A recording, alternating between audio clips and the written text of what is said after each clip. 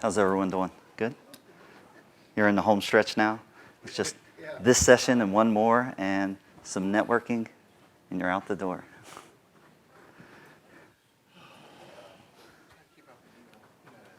Yeah, email stuff. Keep up on cold beer withdrawal.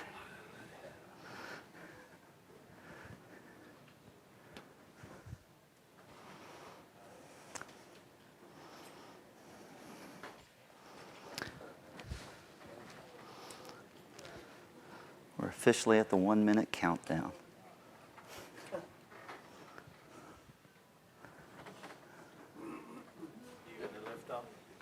Yeah, we're going to lift off.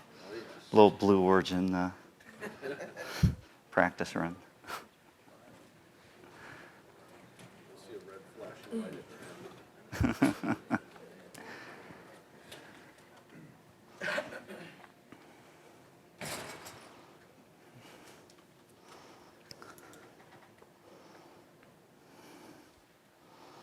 I have a laser pointer. Nice job, Mike.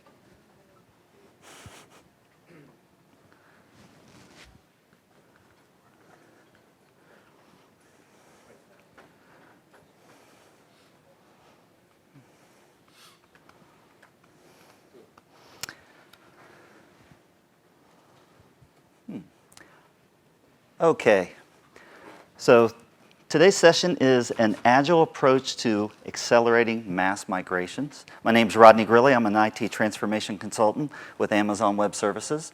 Some of you might have been in my session yesterday, which is like a prerequisite to this one. It was migration planning. And I tried to put it together, and I made some mods to the deck today to really reflect the information, so you can go back even if you didn't see it tomorrow. Within a week, these decks are going to be online. You can watch them over.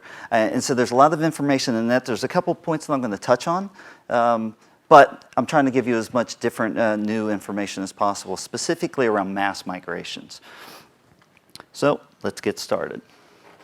Again, we're going to look at initially our cloud adoption framework and our migration frameworks. This is based on our solution architects, our pro services, our partners working together with customers over the last number of years. And based on those lessons learned, we tried to put it together into a set of, an agile framework for you to be able to apply some guardrails to your actual transformation migration activities. We're then going to talk about large migration planning and execution considerations. I'm going to talk a lot about the migration playbook and how you automate that so you can gain efficiencies in the planning and execution of your migrations. Then we'll look at the central migration portal and the role it plays and how you can use it to really leverage and accelerate adoption. And then we'll go over some lessons learned. So before we go into the framework, show of hands, how many people are currently going through planning or executing migration of workloads to AWS? Wow, great. Large, more than 50%. How many people are having challenges with it, or it's not going as fast as you would hope that it was going to go? Okay, perfect. Hopefully we're going to address some of those things. Hopefully this will resonate with you, and some of the things that I bring up, you'll go, oh yeah, I ran into that. Oh, great, that's how you dealt with it. What our goals are, especially in professional services, we want to help customers accelerate. We want you to learn from others' journeys. That way you don't have to learn on your own, and hopefully ultimately allowing you to accelerate much faster. And for every new customer that goes through, that's more validated learning we have to then share with you. So it's very important to reach out and use the broad set of resources you have available in order to learn those lessons through others' journeys. So first, let's talk about the cloud adoption as not just being technology. So there's a number of questions: why, when, how, where. And many times we have customers that will skip or not think deeply enough about why they're moving to the cloud. And when I'm talking about cloud today, it is not Amazon. It is cloud in general. This is infrastructure platform and software service sourcing for your IT capabilities and your business capabilities. And so you have to worry about your strategies. You have to worry about cost controls. How are you going to transform your applications? There's a number of things that you need to consider. And with every journey, there's a number of activities that you need to make sure you cover. It requires planning and adoption roadmap. It requires cloud adoption strategies being developed and followed not just put on a shelf. It can be disruptive and will drive significant change. This is change to your IT operations, potentially your business operations. And we'll go into more detail. Everybody in here should understand how many individuals don't like change. This is a huge disruption. It's bigger than any other disruption over the last 30 years in IT and the way you operate a business. Most start small, learn, iterate, and accelerate, and value can be achieved quickly. So even when you go back and read the NIST cloud strategy that was developed in around 2008 or 9, when you look at that, they called out very clearly, you treat it like a program, you have tracks of activities and projects, but you need to be delivering every quarter. Now, in hindsight to that, it's you need to be delivering every 2 weeks, every month, in order to show and keep the acceleration and the velocity going. So what are some of the keys to success? First is executive sponsorship. How many people in this room are working at the mid-level of your organization trying to push up and promote adoption of cloud? Quick show of hands, okay? Is that a challenge in and of itself? Yes. How much effort are you putting forward? Just you could put forward a fraction of that effort if you had a little more top-down guidance and sponsorship. It's very difficult to work from the middle up. But you need people working in multiple ways. You need the top pushing down, but you also need the people closest to it pushing up as well. And in concert, both of those actions together are going to allow you to achieve a much higher velocity. Cloud first strategy, again, it's not AWS first, it's cloud first. How do you leverage cloud-based services for commodity-based capabilities? Experimentation. We work with customers every day. When you're working with a customer, they get so much more out of actually deploying something. So we'll go and talk about the workload on day 1. Day 2, we'll talk about how you would take that workload and deploy it on AWS. And by afternoon of day 2, we're deploying something. We're having them deploy something in their account to see what breaks, to see what actually works, to see what assumptions we had, hypotheses, are valid versus invalid. And based on that, they take that learning and they directly put it back into their thinking about the next activity. And that's the way you learn, and that's the way you accelerate learning. Principles and standards, a cloud center of excellence. How are you going to structure your organization and your staff to be able to achieve the outcomes as part of a migration or transformation?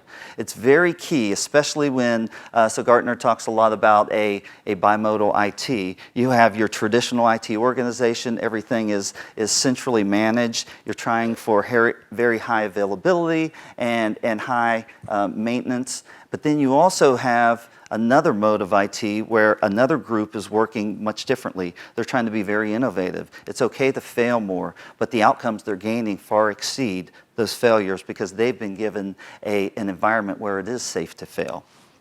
So we'll talk about that more. Organizational change. Most organizations are functionally siloed organizations following a command and control structure. And then you can talk about organizations that are more product-centric. Amazon.com is one that's a case study in a very large number of books. So I read lots of books. How many people have read The Phoenix Project by Gene Kim? Okay, a few. So if you read that Socratic novel, great book about IT and how they started to apply Agile approaches to innovate and get past their struggles. Based on that, there's a number of books based on Eric Ries's Lean Startup, Lean Enterprise by Jez Humble. Used to be at ThoughtWorks, now he's over at Puppet Labs. Really foundational books to learn about. A lot of the things that you see in these presentations are based on the research of these thought leaders across the industry. And also that adoption roadmap at the end. You want to be able to make sure you have something on paper, you have management backing, and you're executing and following it. So now you look at this and say, oh, what is this crazy thing? So as I said, within AWS, based on working with customers over the years, we put together a cloud adoption framework. It's really rough guidance. It's kind of like somewhere in between like an ITIL version 2 and 3, a little more prescriptive than 2, but it's not meant to be something in and of itself. It's something to give you guardrails. The way I tell customers to leverage it is we have a number of different areas and components within our cloud adoption framework, and there's a number of questions that make you think very deeply about your plan, about your strategy, about how you're executing. Use this as a way of doing due diligence against your current plans if you already have one. And this is just another set of eyes. It's just like bringing in a consultant to look at it and say, oh, did you think about this? You can do this on your own. You can study it. You can throw your plans against it and really see if there's gaps. The other thing about this is as you move left to right, this seems, many times they'll go, oh, this, yeah, I see dimming cycles, but it seems very waterfally. How long do you think it takes to get from the left strategy to run? In most times people look at this and say, oh, that's probably 6 months. Now we're going through these cycles in a week. You come up with an initial strategy, you develop some initial activities, you run through all the different areas to make sure you've answered those questions. You then run through some planning. You might take one workload and run through it. You then go through your delivery. You're learning how to do it 2 or 3 days, and then you're actually running it and figuring out, oh, here's the 10 operational capabilities that I have gaps in now. How do I deal with those? And the best way to figure out all these things isn't by doing a lot of paperwork. It's about actually running workloads through it. So that's what the Cloud Adoption Framework is great for. It's great for bouncing off what you're doing and making sure you don't have gaps. We also have a cloud migration process. Again, this is just more guidance. It's broken up into the initiation phase. So now you have a plan, you have a strategy, but you have a whole data center's worth of workloads that you want to move. So how do you actually start to execute on it? How do you operationalize the migration of those workloads? So we use the concept of a migration factory. You do all the work up front, and that's all portfolio level work. You're looking at your entire set of workloads. Then you have a factory that you start running these workloads through to go through the migration process. And then once they go through, they're not done. You're not done when you get to the end and it's running in the cloud, because then you're using continuous improvement. You need to optimize. There's corners that you might cut to meet business deadlines. So moving on, large migration planning and execution considerations. So the first thing is, what are some of the drivers that customers are coming to us for? Data center lease endings. I think over the last 18 months, this has been one of the biggest shifts in customers just saying, I want out of my data center.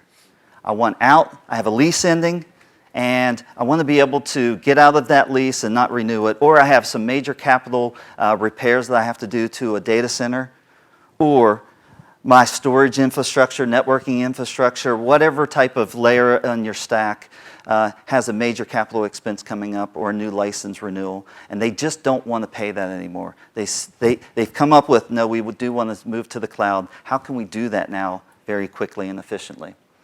Major capital depreciation, depreciated, strategic decision to go all into AWS. When you put these together, we now have customers coming to us saying, we need to be out of here in 90 days, in 6 months. We're talking moving entire data centers. So I have a couple stories. Business needs are a major factor in defining migration timelines. When we come in and help customers, or our partners do, it's all about not creating a cloud roadmap and strategy. It's what is your IT strategy? And now how do you use cloud-based services and sourcing to enhance and deliver and optimize those business outcomes that the business is asking you for? It's all about enabling, not creating yet another plan that you need to staff and get a new budget for and execute in parallel to all your business initiatives, and then everybody in this room is doing what? They're doing their regular jobs and they're doing another job. You don't want to do that. You want to actually use this to leverage and deliver on your current strategy. Workload migration approaches. Migrating dev first, then production. Okay, that sounds normal, right? What about live migration of production, then backfilling dev? Who would ever do that? Anybody? You want to take it on? We actually had customers. So last year in the fall, Computer Science Corp, now CSRA, they presented yesterday at 4:45. They came to us 90 days before an SEC deadline to split into 2 companies. And they said, yeah, we want to move our whole business into GovCloud, and we have 90 days to finish. And it was like, oh, great, okay. They had Racimi there as a partner. Racimi's using Risk Networks. We'll talk about some of these partners. And they brought professional services in and said, hey, help us. We just need to, here's our deadline, real business driver. It's amazing how fast people move when you have a real business driver like that. And what we did, and what I have in a lot of these slides is based on that case study and a number of other case studies. But it's amazing you can actually get things done. And cloud migration to production, they had 75,000 employees worldwide. They had to be able to do payroll, finance, HR, large systems, global employee bases. And so you can't just shut down things for a week. And they couldn't even take the systems with them. So they had to clone the systems that were going to stay with the existing commercial company. And then we had to create clones of them, deploy them, get business sign-off validation, full business continuity-based execution, and then do data replication. And how do you roll forward all those transactions for payroll, HR, finance, and their business? It was an amazing experience. Lots learned from it. But now when you hear about this, hopefully your takeaway is, oh, wow, if they could do that, what I was thinking was a big deal isn't that bad at all. It's probably doable. So what is a large-scale migration? So I put down here, and I usually change this over time in my thinking, hundreds to thousands of servers, aggressive migration timeline, a large number of participants, and some combination of the above. When you put these things together, what's it feel and smell like? It feels and smells like, hey, here's my 3-year new business initiative. I got a new product I got to deliver. I'm going to put together 100 staff, and we're going to drive for this 2-year-long death march. This is, when you're talking hundreds to thousands of servers, you need to approach things differently. It's not the way you do it in the data center today. There's not manual activities that are ever going to get you to the velocity you need to achieve. So some of the challenges we see when they're going through this process: lack of accurate discovery tools and processes. Again, we used to go in the customers and say, oh, we're going to spend 2 weeks interviewing you to tell us about your systems. The first question we always ask is, can you give us your DR and business continuity plan? Because really, it's no more, when you're moving to AWS, it's no differently than executing a variation of your disaster recovery and business continuity plan. And then when we get blank stares, then we understand that we need to do interviews and start to pull out some more information. And then based on that, the percentage of correctness in the data is pretty low. And so we'll talk a lot about how do we use tools to automate the discovery so you have actionable information. A lack of application context goes along with it. Inaccurate on-premise costs. Many times customers say, oh, it's cheaper to run on-prem. So I covered that in my last session, so I'm not going to go into details there, but it is a key area where we see challenges. Lack of detail and scope with respect to operating models and governance. This is all those things you got to get right and need to understand how you're going to shift your operating model in order to be successful in deploying and hosting and running ops on AWS. And all these lead to increased costs, longer time to value, and inaction. So what's some of the additional challenges when you're going through a large-scale migration? Efficient coordination and communications across a large team made up of business, app, development, operations, and partners. Discovering, transforming, and deploying complex sets of workloads. SAP systems, very complex large systems, how are you going to move those landscapes? How do you do dev versus QA versus prod?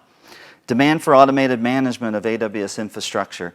Again, manually going into the console and deploying VPCs and EC2 instances doesn't cut it when you're dealing with a mass migration. You need to automate it. That's the point of moving to the cloud, is automation. That's one of the key points.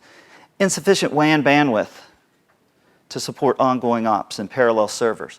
So what happens when you start moving 300 terabytes worth of server images, and you're doing it across your global MPLS network, and you're supposed to be supporting all your other business operations for your global business? There's some challenges there, and so there's a couple ways to deal with it, and we'll go into those. So small to medium migrations, I use this to characterize them versus large. So program and project management, you can get by with PM managing activities with Microsoft Project and spreadsheets. You can successfully leverage email and status calls.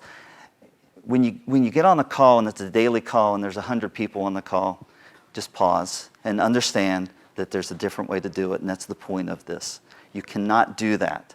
You can't share information via calls with 100 people and 50 program managers running 200 staff and trying to roll those together and aggregate them. Infrastructure and provisioning workload migration. You can get by with AWS infrastructure provision and workload migrations, yeah. Team sizes are usually small to medium. Team skills are across there. And then this is typically your small IT project or a major business initiative. But now let's talk about a large migration. So what's different? Again, these are our views, but they really require automated workflow and tracking for technical and program level visibility. You need to automate the process of migrating. And the biggest thing you need to automate is the people and the activities that they're doing, because there are still manual activities that you need to do as part of a migration. But you need to automate it and have traceability and visibility into it. Infrastructure provisioning requires automation of AWS infrastructure. You got to do it. You got to start with, we have accelerators where you go through and we have quick starts that you deploy NIST or CGIS or PCI-based environments, and you start with those stacks and then you deploy your workloads over top of it. You need to automate the entire environment management. Your team sizes, 10 to hundreds of people. Your team skills, combination of IT, business, you got partners potentially, AWS helping you. It's just a large initiative. And typically it's tier 1 business. Hopefully you're aligning it with your business drivers. So I'll cover real quickly, and again, yesterday I covered this. There's a concept called the migration bubble, and that's all the cost and activities and time associated with planning and assessment, migration tools, pulling in partners and pulling in AWS, training your staff internally, having those duplicate environments where, oh yeah, I'm deploying it on AWS now for QA, I'm still on-prem for dev, QA, and prod, and how do you manage those? And then lease penalties. You have critical deadlines coming up, and you need to be able to do things based on a certain timeline. So this is the migration bubble, and it's very simple.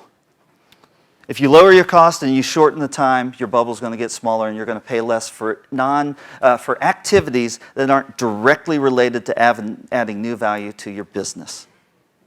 So your goal is to shrink the bubble. You shrink the bubble, you're able to do more quickly. Just worked with a customer 2 weeks ago, and they really wanted to move workloads to AWS, and they really were starting to take a cloud-first approach, and then they were talking about a data center move that they had in 2 years. And then right after that, they talked about, yeah, how we're gonna pay for this cloud thing, and it's like, wait a minute. You got a data center, you're trying to move it in 2 years. I'm sure you already have funding, budget for it. You guys are already thinking about it, and it's already starting to distract you today, and it will for the remaining of the next 2 years. What if you could just move that in the next 3 months and be done with it, and then focus on other things? And you could probably do it cheaper, and you could probably do it more efficiently, and you'd probably get you closer to your target goal. And it really makes people start to think differently. That's what you have to do. You have to think. You have to have that growth mindset, not the fixed mindset. And you need to think of opportunities where you can leverage this and exploit these in order to do what you're already trying to do what your business is asking you to do, but do it faster, cheaper, and actually probably better. So a playbook. Why do I care about a playbook? In yesterday's talk, we talked about your application discovery. You need to figure out what you have in your infrastructure. Most people don't know what they have. They have a spreadsheet, or somebody wrote up what they have, but you don't have a clear understanding. So we have tons of partner tools. AWS now has some tools as well that I'll show you. And these tools are used to automatically collect this information, so you can make actionable decisions based on real data, not based on what you think you have running. That's probably outdated. And then you go through the Gartner R's. As part of discovering it, you need to figure out what to do with it. Do I want to move it to AWS? Do I want to move it to a SaaS provider? Am I going to rehost versus repurchase? You have to make these decisions. So I went into a lot more detail about this yesterday. But once you make those decisions for every workload, there's a whole set of activities, a whole work breakdown structure, if you like thinking from that perspective. Now, how am I going to do all this? And that's a lot of work. And how am I going to track it? Are you going to get out the old Microsoft project form and start keying it in, and then have enough program managers to walk around to all the staff doing the work to get statuses from them every day on where they're doing, so you can update your plan and then roll it into the master plan, and then 2 weeks later roll it up to executives. That's where the challenges are. That's what this is trying to address. How do I deal with this? And then I need to be able to do that big set of activities for every one of these items that I'm going to group together and start executing in phases. So that's a lot of work. We're talking thousands to tens of thousands of activities that need to be coordinated and reported against and rolled up into dashboards. It's a lot of work. So typically we have in the migration factory, there's a number of things. In this one, it's a little different and it varies based on customer. But we took that migration factory bubble that you saw in the previous slide, and in this one specifically, it was broken down into discover, plan, provision infrastructure, capture, deploy, configure, define, data sync, test, and cutover. And this varies by customer. It's usually around 9 phases and around 40 high-level activities. And these activities are across your entire organization. Even if you have your IT all ramped up and ready to go, that doesn't mean that you can achieve higher velocity. Why? Because if the business owners that need to be sitting there reviewing it in QA and UAT and need to sign off before you go to production aren't available and they aren't committed, you're not going to be able to achieve it. You're going to slow down and your whole system is going to back up. It's, you know, when you look at theory of constraints, that's where the bottleneck is, and you have to address it. You don't want to address it after it happens. You want to figure it out up front and make sure those resources are lined up appropriately. The other variations, I told you around 40 steps in the playbook for a given application. Well, then you got to consider all these other factors. It's not simple. I need to deal with, am I going to do VM conversion? Am I going to do host cloning? Am I going to do containerization? And then what about all these dispositions I showed you in the previous slide? Am I going to refactor, rehost, repurchase? So every one of those items, when I'm modifying my playbook for a specific workload, I need to take into consideration. And then at the end of that, I have a customized playbook for that one workload, which then fits into a stream of activities. So what's AWS provide today to help? Again, we have our discovery service that helps you capture that information up front. It's a great tool. It's an MVP. It's out. It does require an agent. Wow. But it does allow you to get that information. You then have VM import export along with our management portal for vCenter. So you can actually today, if you have vCenter, install the plugin, you can actually start moving workloads. We do this with customers all the time. Don't think about what's going to happen if you move that server, just move it. Take a clone of it, shut it down, move it into AWS, see how it's running. You can always delete it when you're done. That's the point. It's an experiment. You get validated learning. Database migration services, whether you want to just move a database to the same engine or if you want to switch to a different database engine, you can do that. And our import-export snowball. So remember I talked to you about how do I deal with 300 terabytes of data? Or we have customers coming to us saying we have petabytes of data we need to move, and we want to move it now. So we have our snowball service. Now, right now it's up to 80 terabytes of data per device, encrypted at rest. You get it shipped to you, you plug it in, dump your data to it, ship it back, and you can do multiple in parallel, so you can actually move petabytes per week. What about our partners? So around discovery and planning, risk networks, Cloudomize, ATA data. Use these tools. We actually go in and say you're going to spend less money if you use these tools to do automated discovery, and then we help you with the assessment or you do it yourself, rather than paying consultants to come in and do this manually. And the quality of the output's going to be better. We don't want you to pay us to spend a bunch of time to crunch through and create manual data. We want you to leverage tools to do it better, faster. Workload mobility, Racimi, Cloud and Door, ATA data. I told you Racimi was the one helping with CSRA.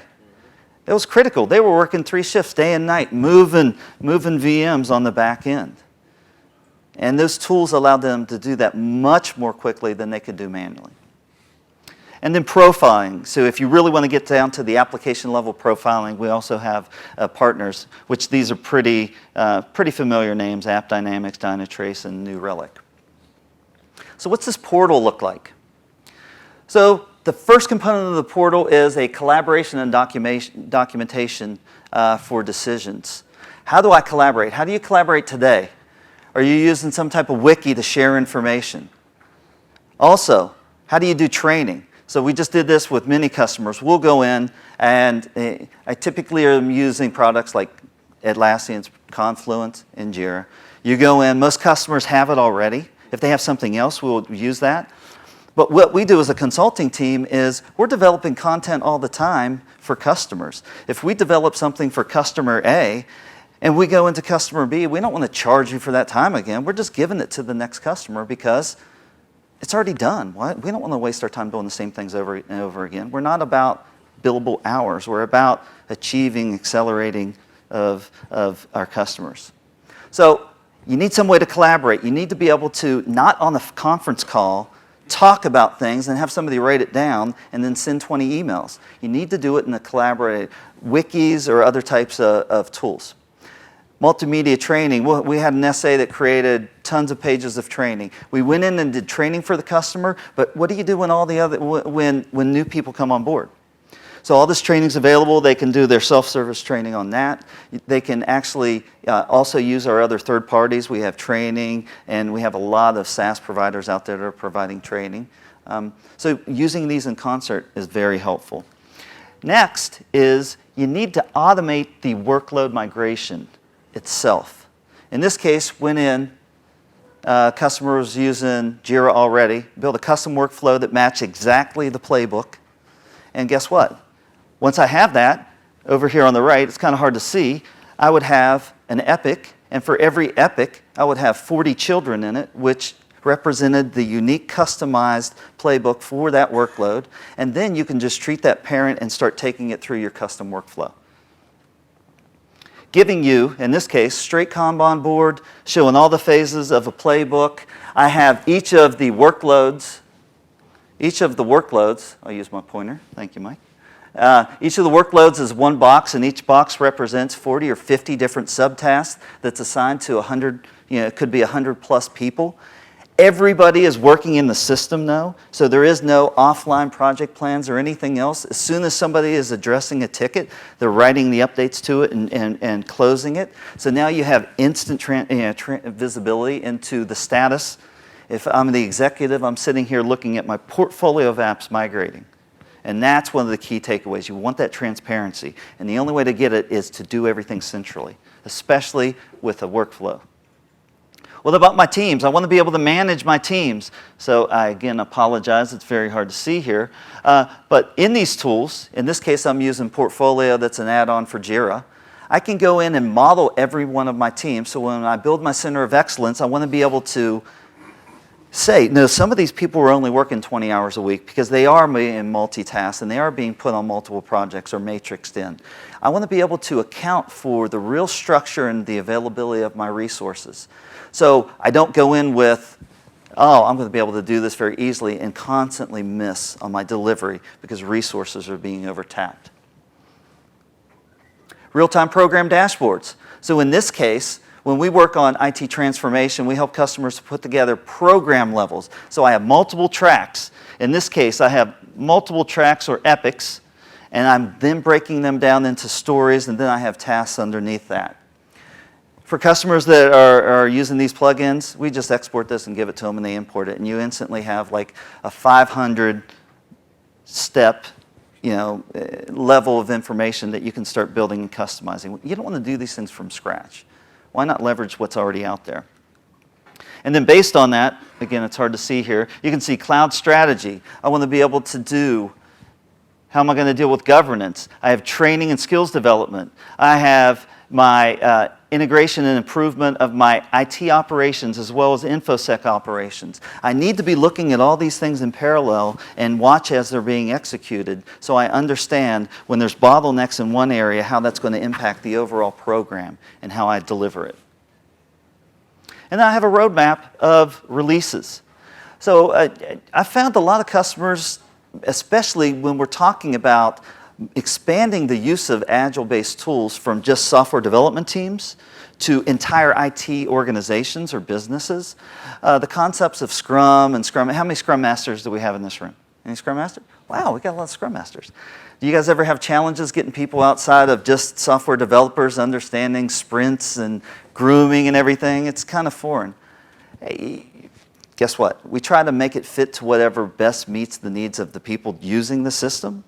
So straight Kanban, do a 1 week, 2 week releases. You can still get some of the same benefits and outcomes, but you don't have to try to treat people and turn them into developers. And it really opens up people much more to using these types of systems because the bar is not as high for them to try to be able to get some value out of it. So that's key. Central asset management. How many people have central CMDBs that are 30 seconds out of date? No more. There are only 30 seconds of drift. Okay, we have some. Okay, it's tough though, isn't it? So how do you get all this information? Even when you're using third-party tools like Risk Networks and you're using Racemi, we're pushing hard on partners to share this information programmatically, be able to put the information together. I want to be able to do discovery with Risk Networks. I want it to feed into a CMDB or central repository. I want to be able to do my Racemi, another tool, migrations, pulling from that, and I want to be able to report against it. I need this data together. I don't want this data in spreadsheets. I don't want to ever see an email with attachments because I can't deal with that. I can't scale. You're never going to achieve. Central help desk. Even better. Remember, we said this is like a business continuity DR. So every workload, especially if I'm moving HR, payroll, finance, it's not done until it's cut over and their thousands of employees are successfully executing in the new system and running their transactions. So what happens when they have a problem? Do you have a help desk in place that they're going to be able to call into? And wouldn't it be nice if the tickets going into the help desk could be associated with defects in the systems that you would do on the typical bespoke, enterprise application? I want to be able to tie all these things together so I can gain insights. So now some of the lessons learned.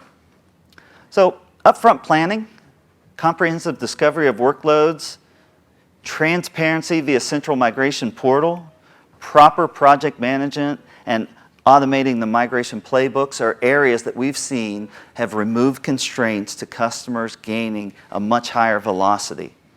So again, I told you earlier, when you go in, if you're trying to do something in 90 days, and right now you have scheduled hour-long calls for every hour of the day with more than 5 people on the calls, there's some signs there should be some red flags going up that you're not going to be able to move fast enough to achieve your goals. So you need to look at it very critically and figure out how you're going to attack it. Some of the key takeaways. Migration as part of a larger IT framework and of transformation framework. Migration automation focuses on business processes, not servers. That's one of the other challenges. Customers will go, oh, I have 1,000 servers to move. And they come up with a playbook to move a server. What value do you get out of moving a server? When that server is one server in one layer of a platform of one stack for a business process. Moving that server doesn't gain a lot of value. You need to look at things from the top down. Here's my business continuity plan. Here's my business process. Here's all the components of my business application. And here's how I'm going to move each one of these capabilities. Whether I'm moving it to another data center, moving it to AWS, moving it to SaaS or PaaS, it's all the same, it's variations of the same thing that you need to think about. Moving servers isn't going to help you. And if you have people coming in saying, yeah, here's our plan, and it's all about moving servers, another red flag should go up. Leveraging AWS ecosystem, APN consulting, technology partners, professional services. Leverage and get people to help you do this. If you want to do it fast and you want to be able to do it well, you can do it yourself, and we try to publish as much as possible, but then actually getting people in there with you day to day. So when you run into something, it's not submit a support ticket. It's something somebody can help you get answered now. Remove that roadblock and move on. It's very critical for very tight timelines. So if you come to us and say, we want to do it ourselves and we have to move our business in 3 months, a little bigger challenge. If you're trying to do things longer, you might be able to do it yourself. And once you learn, it's not like we're trying to be in there for staff augmentation. We want to get out. We want to get in, train you, and get you to be that center of excellence that's in breaking out and training your organization.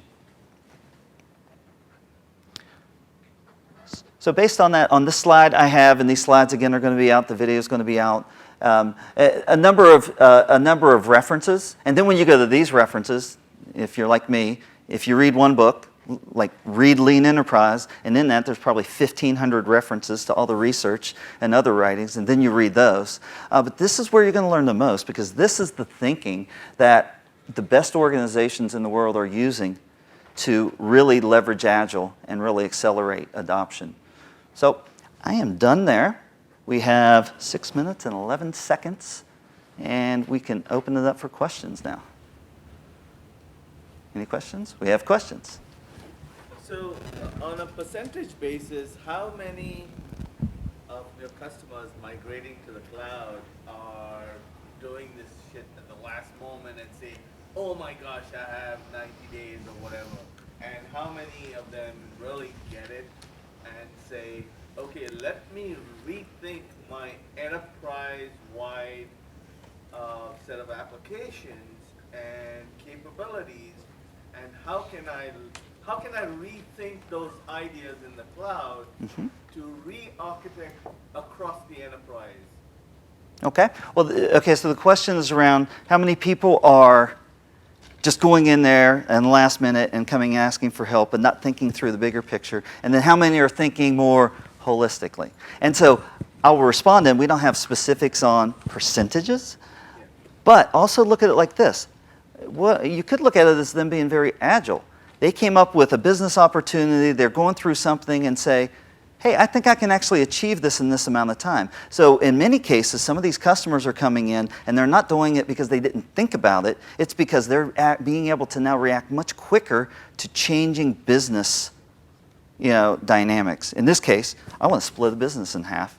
That just came down. And now, before, they might not be able to even split a business in the time they could go through, but now they could achieve it, and actually at a risk level that's acceptable, by leveraging cloud-based sourcing. So I wanted to kind of really make that point, because it's all about looking and having an opportunistic approach to what the business is doing today versus trying to look at everything they're doing. So I want to make sure there's a spectrum there. You don't want to go too far to one end where it's all about, I'm going to figure out how to do it, because that starts to fall into more of a waterfall approach. No, I want to be reactive right now. What's the business working on? What's their strategic plan? What are they investing in? What's everybody's staff working on today? How can we improve that? And that sometimes comes off as more, hey, we're more cavalier, but actually it's more agile and more kind of being able to react better. So agility is what comes to mind a lot too. But then do you find over time people then rethink their approaches and say, oh, I can do this better like this or like this? There's so many insights gained when they actually start to do something. Once they start to migrate, even if it's one workload or if it's one unit within the organization, they're going to learn so much from that, and it's going to change their thinking. But that's only one subset potentially of a large enterprise. Maybe it's a vertical. So then how do you get from one group understanding it and knowing it to them being able to teach that to other groups and getting them to understand it? And that's why it's a journey.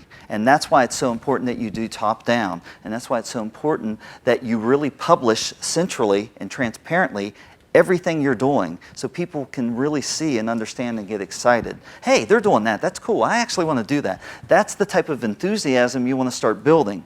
When you have one team that's doing something and all of a sudden they're doing lunch and learns and other people are hearing about it, and we have this with customers all the time. We want the customers to talk at the lunch and learns, not us. It's all about what they're doing. And then everybody's getting excited, and then they come up and go, hey, we want to do a POC too. Or hey, we were thinking about this. So hopefully. Becomes infectious. Yes, it definitely does. Thanks. Questions? Yes? Two questions. The first one, what kind of Agile software do you use or recommend? I think you mentioned you're using Jira. In this case, yeah, a lot of customers are using Confluence for Wiki and Jira for workflow and ticketing, and then there's a bunch of plugins like some of the screens I was showing you, or Portfolio, which is an add-on to Jira. So it's more project and program management, Agile based. So those are typically, there's a lot of other tools out there. There's open source tools. These are the ones that, again, whatever the customer's using, we'll go retrofit to use their tools. We don't want to go in there and recommend, hey, you should use this tool. It's the first question we always ask is, what tools are you using? And then we'll kind of say, well, here's some pluses and minuses. Here's a gap, depending on what they're using. Yeah. Okay, and here's the challenge, and I'm not sure if anyone else has experienced this.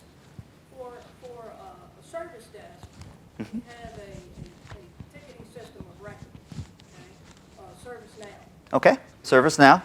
And if you're using Jira and Kanban, really still your official record is the ticketing system. What kind of solutions, or have you had any problems with teams trying to duplicate both information? Yeah, great question. Multiple. The admin's only going to do one system, so the information never gets back into Kanban and Jira. Yeah. So, Well, so the question is around, so you have ServiceNow, you have CMDB systems, you have ticketing systems or help desk systems, and then you have AWS and its repository of information as well. You have information. There's multiple panes of glass. Everybody talks about getting the one pane of glass. How do I get to one? How do I get to the real information? And there's no silver bullet around that. You as an organization, and looking at the way you're managing your current operational processes today, whether it's help desk, change management, config management, you need to, as an organization, run through little experiments to figure out the best way to leverage them together. So that's something that, I can't answer your question that, oh, all you have to do is do this. It's really based on what the tools, the set of tools you're using. We typically work with customers to try to figure out what's the right mix, what's the best trade-offs. right, so we're talking to ServiceNow Uh-huh. to see what ServiceNow does as far as the integration into these other tools. Yeah, working with ServiceNow, working with your partners is definitely a way to do that. And over time, like our discovery service, we have partners now working to integrate how they integrate their data into that, so you do have a central repository. So yeah, that's still an area that definitely needs to evolve. We need to be able to share data. We have we're over 28 seconds. So thank you very much. Hopefully this has been helpful. Enjoy the rest of the